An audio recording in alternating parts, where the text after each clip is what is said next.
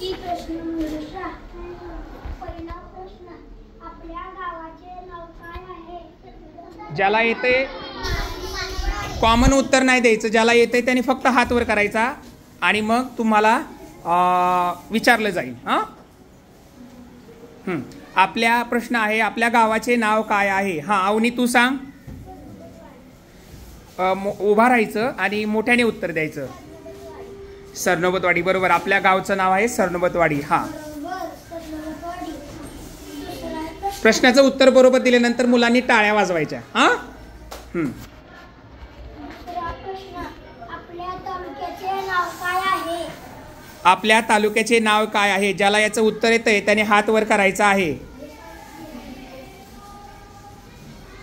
हा, तू बाळा आर्यन तू सांग. काय आहे आपल्या?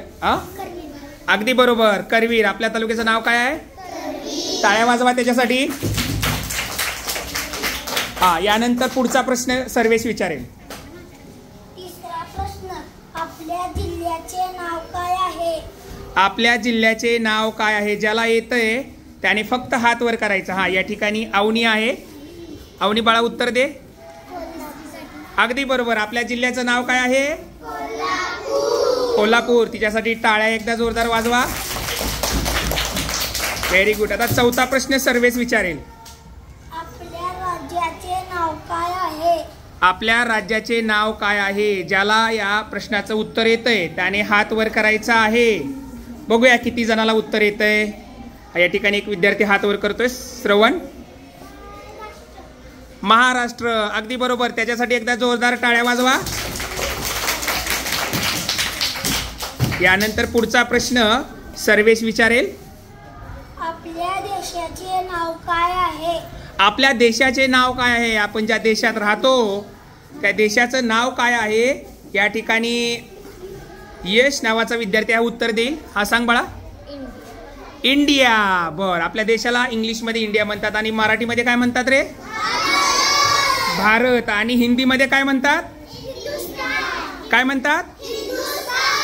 Very good, very good. हा, नेक्स्ट क्वेश्चन.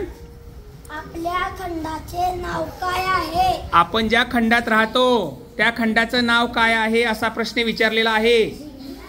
हा, जे जगामधले देश आहेत ना ते वेगवेगळ्या खंडामध्ये विभागले गेलेले आहेत.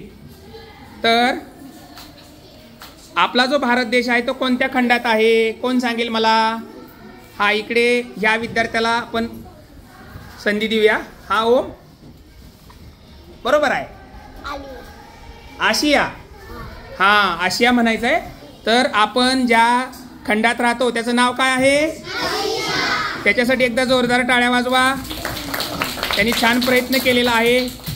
यानंतर पुढचा प्रश्न सर्वेश विचारेल. आपल्या ग्रहाचे नाव काय आहे? हा, आपण ज्या ग्रहावर राहतो त्या ग्रहाचं नाव काय आहे? किती सोपा प्रश्न आहे बघा. हा हा, कार्तिक काय नाव आहे?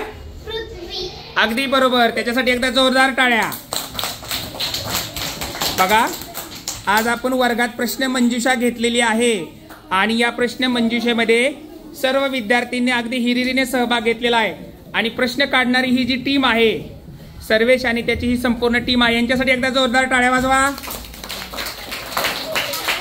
बघा, विविध स्पर्धा परीक्षांचा अभ्यास करताना तुम्हाला सामान्य ज्ञान फार महत्त्वाचं असतं बरं का.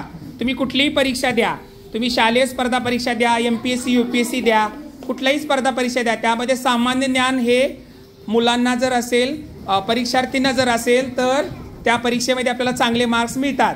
तर आपण हा जो उपक्रम सुरू केलेला आहे वर्गामध्ये प्रश्न मंजुषा, 8 दिवसातनं आपण एक प्रश्न मंजुषा घ्यायची आहे आणि या प्रश्न मंजुषेमध्ये जे जे प्रश्न आपल्याला विचारतील त्याचं उत्तर देण्याचा प्रयत्न आपण करायचा आहे. जर ते उत्तर येत नसेल तर या ठिकाणी तुम्हाला त्याचं उत्तर सांगितलं जाणार आहे. कशी वाटली तुम्हाला आजची प्रश्न मंजुषा?